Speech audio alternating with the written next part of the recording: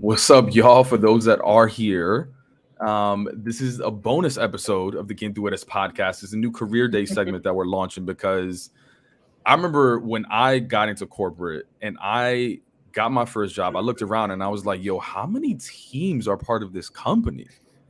There's so many different teams that we don't even have exposure to, we don't even know exist. And on top of that, there's so many professions. When I think of like engineers, I don't want people to think of Mark Zuckerberg. Like there's so many people that look like us that are doing such dope work.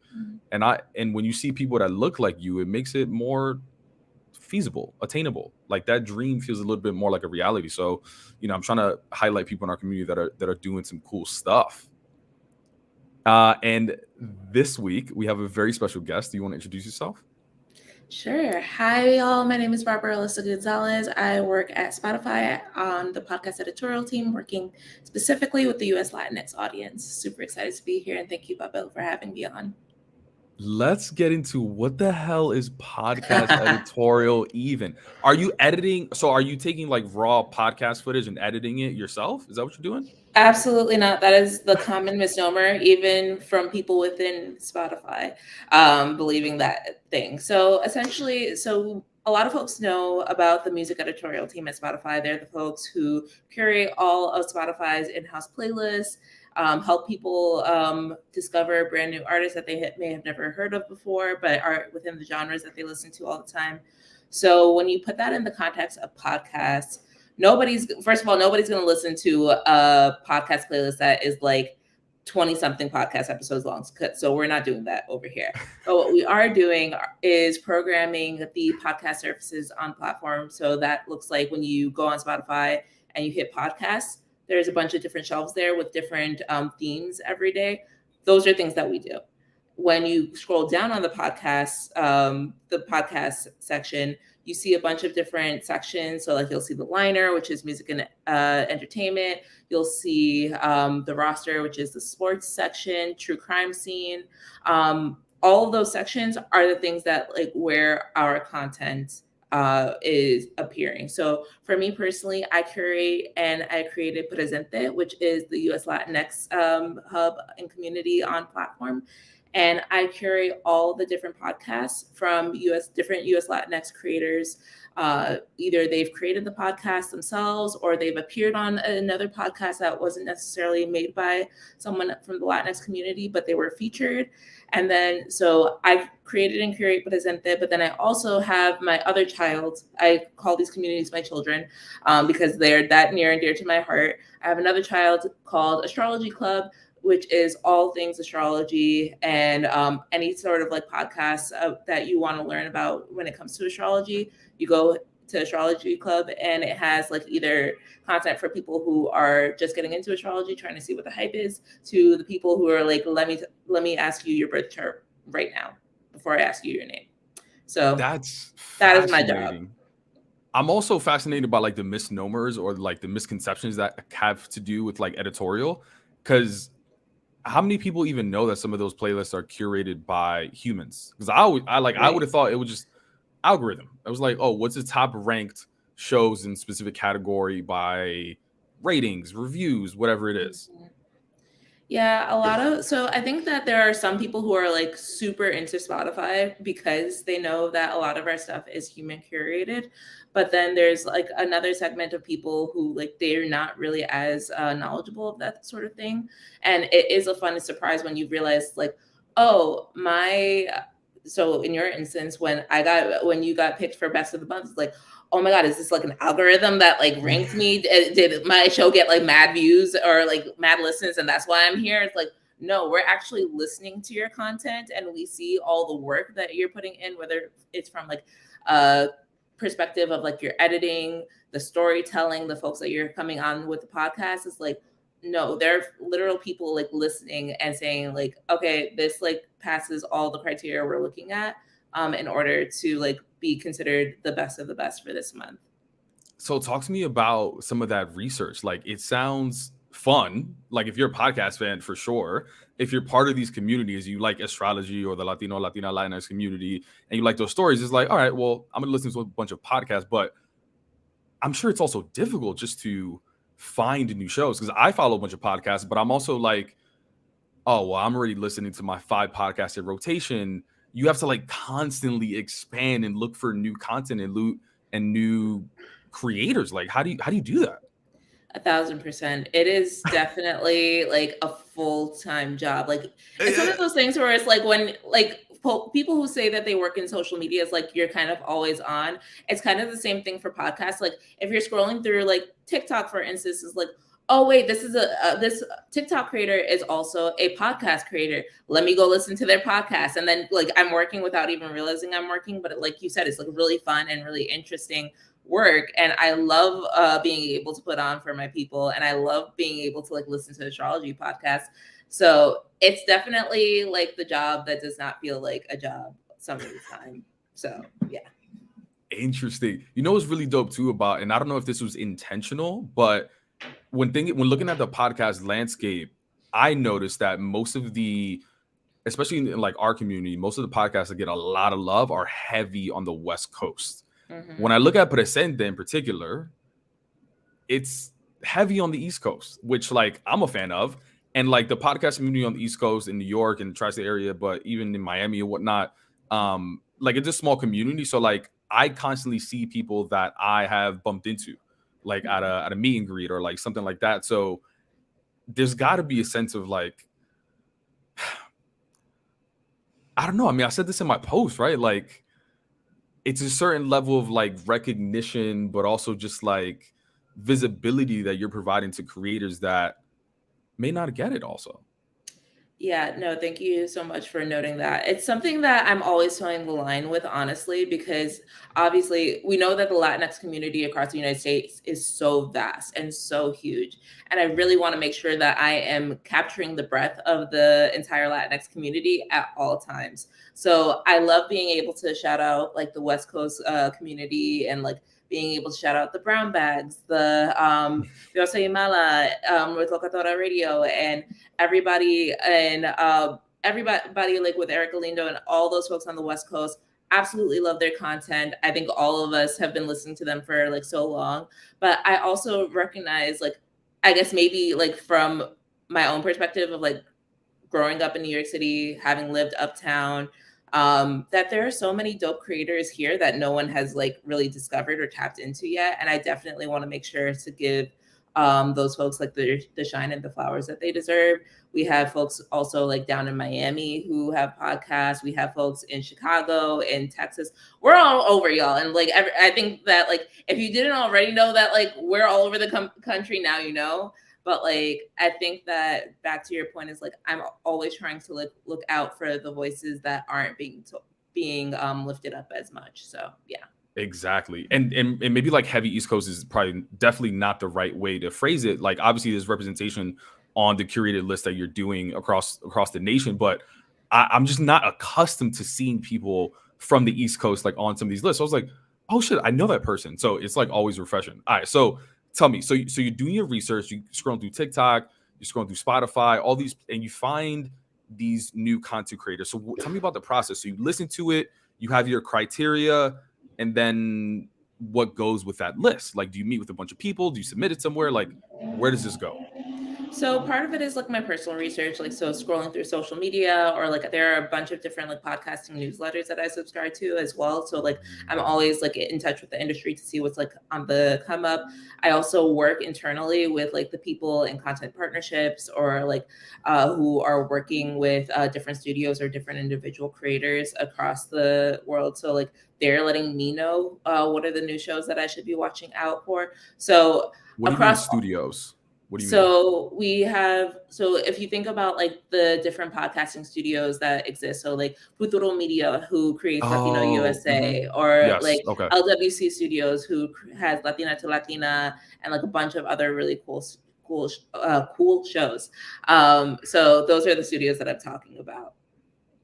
Got it. Okay, yeah, just for the people that don't know, you know. Yeah, all good. No insider knowledge here. So once I have all of the shows that I'm listening to, and I'm making sure that none of the content is any of the isms, so like racism, sexism, homophobia, all that, So because like that's a major thing. Like none of that is allowed in Presente. Like if you're gonna be in this community, you're gonna have to respect everybody who is in this community. Then I essentially create a content calendar, usually in Excel, for my personal records, but then also my team uses Airtable to figure out when we're going to like plan everything and then share it out with the rest of the company for everybody else to see who and what we're programming. I create different editorial curation. So like I have different franchises that exist on Presente, such as like Subculture Spotlight, where I go in deep on different segments of the Latinx community. So whether that be by nationality, by neighborhood, by city, et cetera, et cetera. I have Represente, which is like representation in the Latinx community from different like either genres of like television and music or authors, different industries. Like right now I have like Latinx legends in sports. And then I have, what is the third one? I promise I do this job every day, y'all. Represente, Subculture Spotlight, and geez, now I'm going to have to go look real quick. No, but it makes sense. I've seen the various categories. Let's talk about it. So let's talk about it is actually my favorite. I don't know why it escaped my mind, but let's talk about it. It's like when we dig in deep to like the really nitty gritty things about our community that like sometimes we feel uncomfy talking about. So like for right now, I have let's talk about it, plastic surgery and the good and the bad side of like how plastic surgery is so embedded in our Latinx culture. So yeah. Interesting. And it's fascinating too, because like even in looking at a lot of your experience, like you come from this editorial background, typically, you know, from a writing standpoint, right? And for a lot of publications, and now working like in podcasting is like a different medium. Is there? It's interesting when even looking at your LinkedIn, like you had a quote there that said like the Latino community is the biggest consumers of podcasting in general as well. Like tell me about some of the differences you've seen in just like working in maybe like traditional mediums like articles, publications compared to like podcasting editorial. Yeah, I think that I think one thing is that like while I'm a big believer that like Latinos are starting to realize that they love podcasts, but they just don't know what the entry point is. So in that same research study, the Edison research study that gets like put out every year around this time. So we just had the 2022 one come out in August.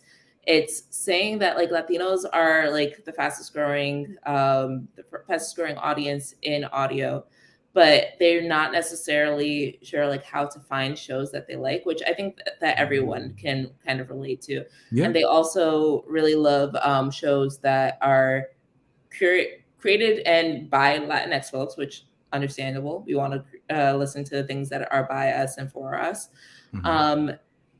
And also like another really interesting thing that wouldn't have necessarily plugged in for me was that like Latinos are the most likely to listen to podcasts as a group in a group setting, like either with their families or with friend groups. And obviously like when you're writing, that's mostly like a solitary activity unless you are like sending that content away to a friend or your family chat, your group chat, whatever. So I think that like from a consumer perspective, it's really interesting to think about all the ways that like Latinos are consuming things. And then I also say that like generally when it comes to like Latino or like podcast dramas in particular, I'm like, it totally makes sense that we have all this like content like Love and Norbang or like Princess of South Beach that are like low-key novellas as podcasts. So like that's another thing that like I absolutely think that's really cool that like we have that specifically for our community. And I want to be able to introduce that to our community. When it comes to working though, within podcasts, I mean, I saw this in journalism as well, in traditional journalism, but like I don't think that there are enough of us being like highlighted. There have been people who have been doing this for a very long time, such as Lantigua Williams, who owns LWC Studios, and she has been in broadcast or like storytelling and journalism for a long time as well. There's of course like the godmother of Latino journalism, Maria Hinojosa, and like she's doing her thing with Latino USA and Futuro Media. But like when you think about podcasting and like Latinos, like those are really the two big names that you think of in terms of like the old guard. But then, like I said, you have like the new people who are coming out, like Dios Almada, you have Erica Lindo, we have Pavel Martinez, obviously. So yeah, I'm very excited to see how the young folks coming in start like reworking what folks know as Latinos in podcasting. Is that what kind of motivates you a little bit to drive you to continue doing some of the work that you're doing? It's kind of like you're in a way like ushering in the new wave of representation in this new form of media. Absolutely. And I think that like that is like the thing that motivates me, and also like that is like the biggest thing that like it's heavy is the head that wears the crown. So it's like one of those things where it's like I have this amazing opportunity to put so many people at the forefront of a huge platform like Spotify, but it's always like, oh shoot, that means I really have to be really thoughtful about like the people that I am selecting, making sure that like all these folks are like different skin tones, different experiences, different just like they're all like truly representing the Latinx community. And I think that's like something that like my manager, like he loves that about me, but then he's also like, Barbara, it's okay if you don't have like, you're not encompassing the entire Latinx community in this 1 month's worth of curations, because I think that people will understand that like there are so many different experiences that you are not always going to be able to get right because the Latinx community is so diverse. But that is something that like I always like, ever since I was interviewing for this job at Spotify, that was something that like I wanted to make sure that folks knew. Like, I think one of the questions that my former lead of my team, Carmen Dukes, she had asked in my interview, like, what is something that your community, that people constantly misunderstand about your community? I'm like, that we're all family, because like all the marketing is like always like, oh, Latinos en familia, somos familia, da da da da. It's like, have y'all checked Latinx Twitter lately? Nobody's like coming together as a family right now. It's mostly because there's a lot of misunderstanding within our community. And that's why within PRESENTE, I really try to make sure that I have all that representation to have people, give people a chance to like really listen to where other people are coming from in their experiences. Who are the people they're idolizing, or who are the people that they grew up listening to, whether that be from a music perspective, from an ideals perspective, the sort of like historical context that they grew up in, all of those things, because I honestly truly think that's like the first step in order to like really being able to come together honestly as a family. Yeah. And it's fascinating too that even as you're talking about the pressure that you feel, you said it yourself, which I think is what we all do, is like, I gave that pressure to myself. Like no one told you like, yo, you better put on for everybody. You know what I mean? Like, or maybe they did, but like, is it fair to say that you're the one putting that pressure on yourself? Yes, honestly. And I think that's like a Virgo thing of me. Like I am very hard on myself. So yeah, that's like something that I've always been like very, very hard. I've always been hard on myself in terms of like everything, but I think particularly like the reason why I got into, so in college, I majored in journalism and mass communications. And like the main reason why I did that was because I wanted to be able to debunk certain like stereotypes that people have about like historically underrepresented communities. When I was in college, that was the first time that I had lived anywhere outside of New York City. I went to University of Wisconsin-Madison, and when I went there, nobody saw me as Latino. They saw me as mixed race. And that really opened my eyes to the ways in which like Latinos were perceived in other spaces that were not New York, because like anybody looks at me and they're like, oh, you're either Puerto Rican or Dominican, moving on. And like, again, like Puerto Rican, Dominican is not a race. So like technically the folks aren't wrong here, and they're also not wrong in Wisconsin when they say that I'm mixed race. But it's just like a matter of like really like interrogating both of those things. It's like, what does it mean to be both Puerto Rican and be mixed race, Black and white, and having that conversation at the forefront. Very interesting. No, I agree. I get the same sort of perceptions if I leave New York as well. Yeah, nobody assumes I'm Dominican. They just assume I'm Black. It's interesting too, because like a lot of the work that we've been talking about, like in your job, it's been a lot of like individual things, right? Like you're doing the research, you're creating the list, you're doing your checks and balances, all these things. But just like any job, right? Like you work with a bunch of quote unquote cross-functional teams, or what that means is like you work with a bunch of different teams to ensure that you're doing a good job to make sure that you get the best output that you can. Like, talk to me a little bit about like who are some of the teams that you work with on like a weekly basis, let's say. Okay, cool. So typically the people that I work with mostly are my folks in content partnerships. As I had mentioned earlier, they are the people who are talking to the larger companies that have podcasts. So like in my Latinx counterpart's case is like the Univisions, the Telemundos. If they're coming out with a podcast, like she is the person to liaise with as well as like the Futuro Medias, Pitaya, et cetera. But then she also, I believe, has different relationships with other creators as well as myself. So like we kind of like put our heads together and like, okay, like I got this creator. We're going to like represent them this way. In terms of other teams, so like I have also liaised with the US Latinx Studios team. So like they are the people who create our original and exclusive content to Spotify, hosted by Latinx folks or like created by Latinx folks.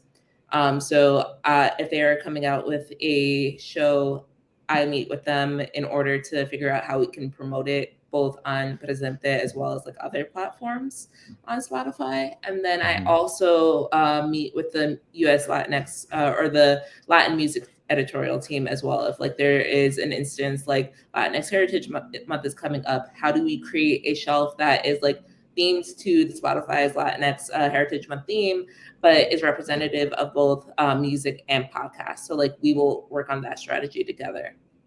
So those are really the ones that I interface with the most. But then of course with like other instances, I'll talk to the social team if we're trying to like push something out on social. I'll talk to the marketing team if they need help with like finding a Latinx podcast talent that they want to like showcase. So like it really depends on the day, but like those few teams that I mentioned off bat are really the ones that I'm talking with on a regular basis.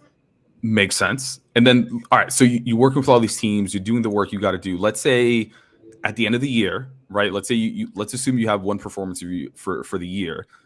What does success look like? Like, how do you tell your manager, like, yo, this was a really good year? Yeah. So actually funny that you say that, because literally, Pavel, the post that you did today was what I sent that straight to my manager. I was like, this is it. Why can't Pavel just like write all of our decks with us with this exact copy? Because literally that stuff that you wrote, like that's the stuff that we love to hear from creators. Really? That like we are being able to like impact creators, that like people know that like our team exists, that like we are being able to like help them grow their platforms. So like you are a perfect example of like the stuff that like I bring up in my annual reviews, like being able to like make an impact on different creators and like have them post that on like social media and like other different platforms to just like share with the world, like communities like PRESENTE exist. And this is how like my show was impacted by being featured in XYZ thing done by Spotify Podcast Editorial. So I'll write you a letter if you want. Oh my God, stop. No, that is not what I was going with. I was just using a tangible example so that like everybody knows like what we're looking for. So that's like one thing that like is amazing that we love to bring to our senior folks, especially since like one of the biggest things is like the new lead of the creator content team, Max Cutler. He's all about like trying to earn the respect of the creator. So like that's a big thing for us. Another thing, obviously, is like we're still a tech company, so numbers matter, and we typically look at like how many folks are coming to the PRESENTE platform, how many people are returning to the PRESENTE platform. So, and when they come to the PRESENTE platform, how many minutes are they spending there? How many podcasts are they getting introduced to for the first time? And if so, like how long are they listening to? So it's like now we get into the nitty gritty stuff like that, and then those are the also metrics that we use in order to like measure success. Interesting. Okay, so it's like qualitative as far as like feedback, understanding like how the visibility is impacting the creators, but the quantitative things are interesting as well, though, because to your point, right? Like it's a mix. So, are there things like year-over-year growth that you looked at? Like, do you have specific goals you have to hit for these metrics? Like, how do those work too? Yeah, like honestly, it's a I'm like, how do I say this without giving away all the sauce? I mean, when I was in sales, for example, like there were specific. I mean, sales is a very specific thing though, because like as long as you're hitting your number, like our number was revenue. We had to hit revenue. We had a quota every quarter. But then again, like even if we missed our quota, there was like, oh, well, did you grow at least year over year? Yeah. Or did you like what was the improvement? So I'm just wondering if it's like similar to like a sales. Yeah, it's pretty similar to that. So it's like, how are we showing that like more people are like learning about PRESENTE and how people are like learning more about like the different platforms that we have? Like, are people like coming back? Things like that. So yeah. Yeah. Okay. So there you are showing success though, right? But like when I think about success in a role in any job, I feel like there's so many skills that people don't often talk about, right? Like you, like all of us have the skills to get in the door, right? We get the degrees, we get the experience, all these kind of things. But I feel like to thrive in a lot of corporate spaces, like it's the soft skills that kind of like set people apart. Like when you think of soft skills, what's one of those that come to mind where you're like, that's me, that's my superpower? Okay, so like one superpower that I think my team realized off bat is that I know how to make a really great deck, thanks to my last boss that I had at Google. So shout out to Teosaurus for like letting me be his young Padawan in the deck game.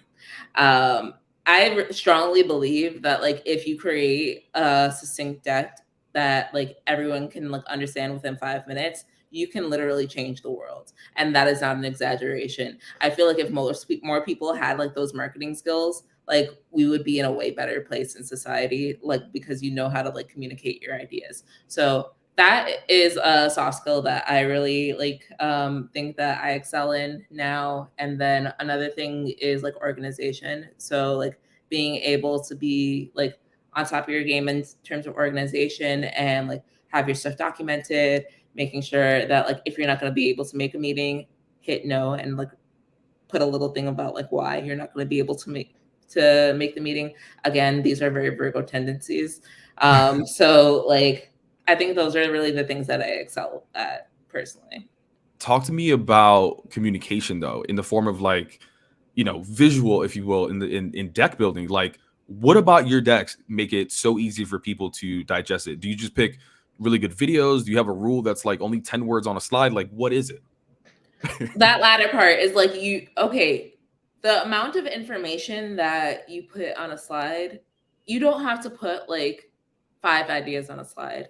One slide should equal one idea.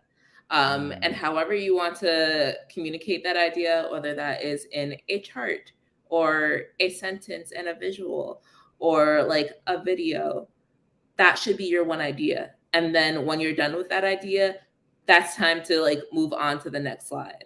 And I believe that there are different types of decks. So like there is the general like project idea deck that you shoot over to the person if they need to know like the general like top level of what the project is. There is the extended deck of like, here's everything that we have done in this project and where we are right now, including a timeline of where we hope to be eventually when this project launches.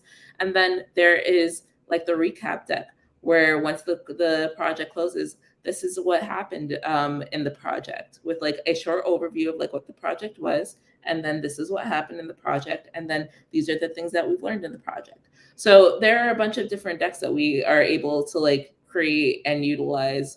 It's just a matter of like making sure that you have all those different decks for those different journeys.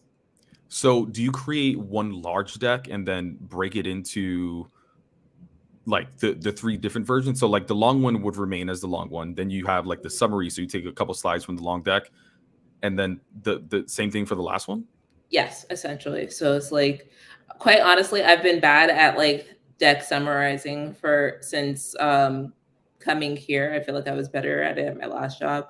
But I think that as long as like you have the extended deck and you have a short part at the beginning of like, this is what this project is, like you're Gucci. And then like you have your recap deck that's like your like retro situation of like, these are all the things that we learned retrospectively, like looking back at this project.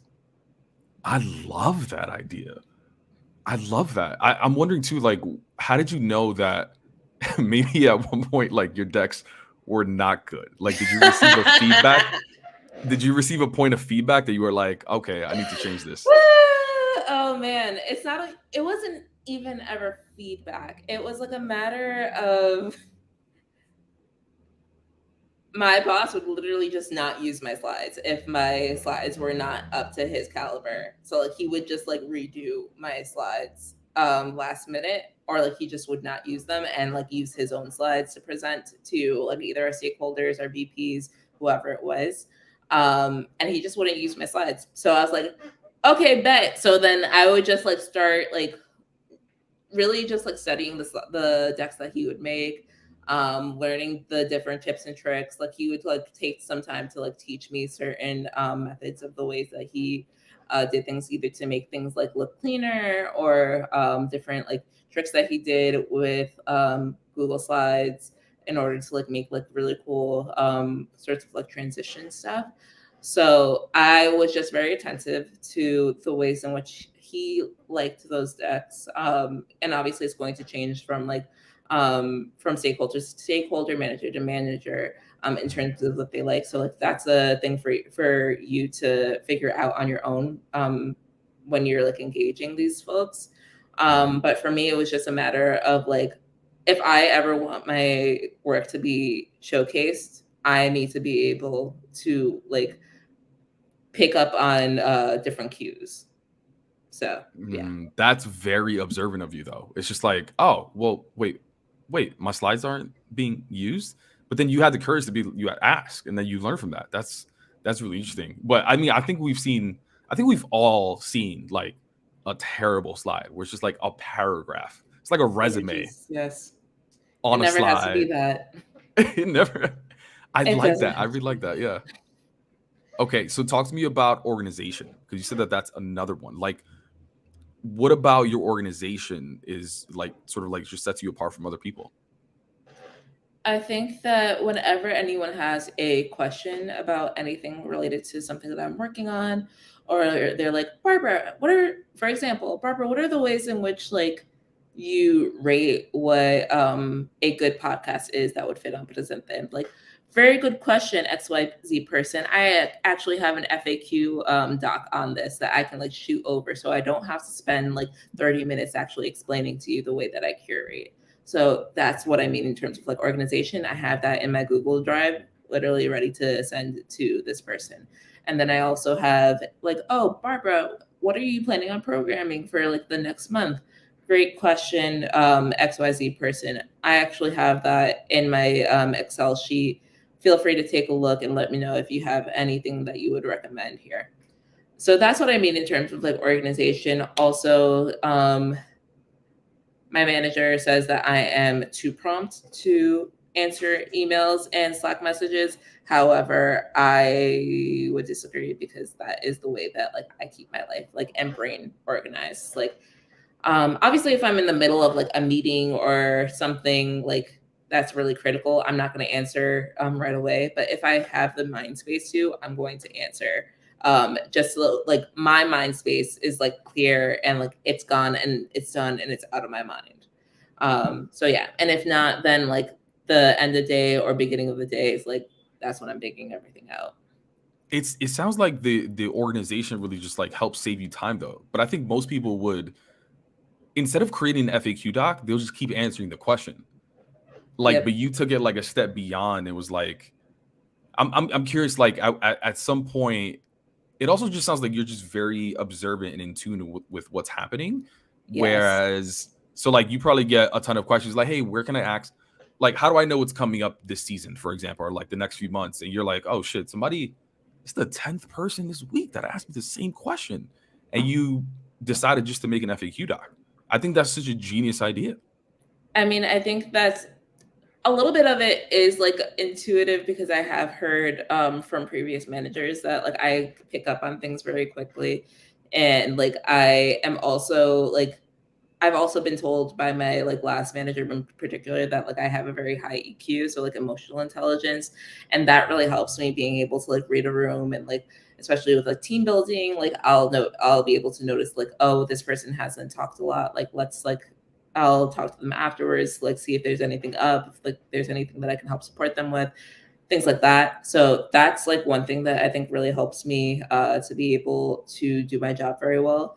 But then also, like you said, I think it's a matter of just like being able to save as much time as possible and like make everybody's life easier. So like if there is something that like I know could be in a doc and could save us a lot of time in the future, like myself and my stakeholders included, then I'll just make the deck or the doc or the sheet and like have that in my back pocket ready to send to people. Another thing is like project folders in Google Drive. And obviously like this is like something that like is individual to each person. Like maybe you have a server that you use at your job. I personally, my job uses Google Drive. So like I'll have like different project folders for each project. So I have a project folder for PRESENTE. I have a project folder for Astrology Club. Within those folders, I'll have like a folder for the digital assets. I'll have a folder for like the different like strategy docs. Like, so that's kind of like the ways in which like I offload any of the information that I have created over the years. Got it. I think emotional intelligence is an interesting one as well. Like, how did you even learn emotional intelligence? I think it often comes from lived experience, maybe therapy, but like even in that scenario with you're in a meeting and you notice someone that is maybe doesn't feel included, like maybe that comes from your lived experience with people not checking in on you and you feeling unincluded. You know what I mean? Like, I'm just curious, like how Yes. does one develop that? I love that you picked up on that because the first thing that you when you asked like how did you develop emotional intelligence, I'm like trauma. So really it's like I think that like honestly a lot of people of color across the board coming from first generation or second generation families, like we have had to like learn to be able to adjust to our environments to survive. And while it really sucks that that was the way that we had to grow up, and I hope that everybody in this call who has experienced that is getting therapy for like healing those parts of ourselves. It is like one of our greatest assets in order to like be able to read a room for survival. And like that doesn't even start in our families, like, or it doesn't have to start in our families. It also like starts within society as well as like being able to or like having to I'm only thinking of like the Spanish version. Portate bien is like behave yourself in in public eye in order to not get in trouble. In whatever way that means anything significant to you. So Yeah. the ways in which like I bring that and use that as my superpower is, like I said, either noticing who hasn't spoken up yet in a meeting or a brainstorm and like making sure that I speak with them afterwards, or like noticing someone needs like a little bit more support in order to share, and like kind of just like meeting with them before the meeting's like, hey, I know you have a really great idea. Do you need me like to like help you in sort of like any sort of way in order to deliver that idea and bring it to the forefront? Things like that. And then also the same thing can be done in the reverse for like, I'm mostly talking about people who are on the quieter side, is like Yeah. reminding the like louder or more talkative people in the room, like, Mhm. hey, you have a lot of really amazing ideas, but I would really love to hear from other people in the room right now. Or Mhm. like finding different ways of like saying that in like a nicer or more professional way, in order to like make space for other folks who may not feel as entitled to speak. I love that, and it's interesting too because again, I like working in sales for so long. Like I would often receive trainings on, and this was literally the name of the class and course. It was called "Own the Room." Mhm. Like, and I think that's such a privileged perspective to walk into a meeting and just assume you're gonna like own the room. Like I kind of want to learn how to read the room before I own it. You know what I Mhm. mean? So I love that perspective of like just how observant you are. Um, and y'all, we're wrapping up pretty soon. So let me know if y'all have any questions. Again, no pressure, but let us know. Um, but that's really, really interesting. All right. So we covered what you do in the role. We covered how to measure success in the role, even the soft skills on that really like set you apart. Like if anyone is trying to get into content curation, even specifically in the podcast and audio space, or maybe it's just traditional media, like what's some advice that you would give for someone that's really interested? I think for content curation across the board is like whatever your genre of choice is going to be, make sure that like you are up to date with all the content folks in the space. So it's like paying credit where credit is due. Who are the people who have been doing it for bad long, and what are the things that you can learn from them? So always pay respect to the people who have come before you. That's like just a general good life lessons too. Um, know the space and like how it's changed from where it is now, from the place where it was like 10 to 20 years ago, or even like 5 years ago, because like with the rate at which media is changing, it's like changing basically like every like 2 months now. Um, if you ask TikTok every week. But Yeah, I yeah. digress.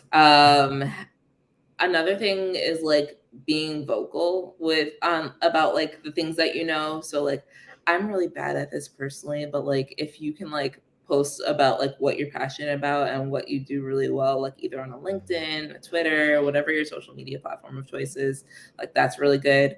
Um, and it like helps like attract like minded people as well. Um, and yeah, I think that like those are like the main things that like I would say. And then also don't be afraid to disagree with people in the space, as long as it's coming from a thoughtful perspective with facts to back it up. Because like people, I feel like people just be talking nonsense and like out their behinds just to feel like they feel entitled to be different. So like make sure that if you have a different opinion, like be prepared to like come with your facts. I love that. We'll end it there.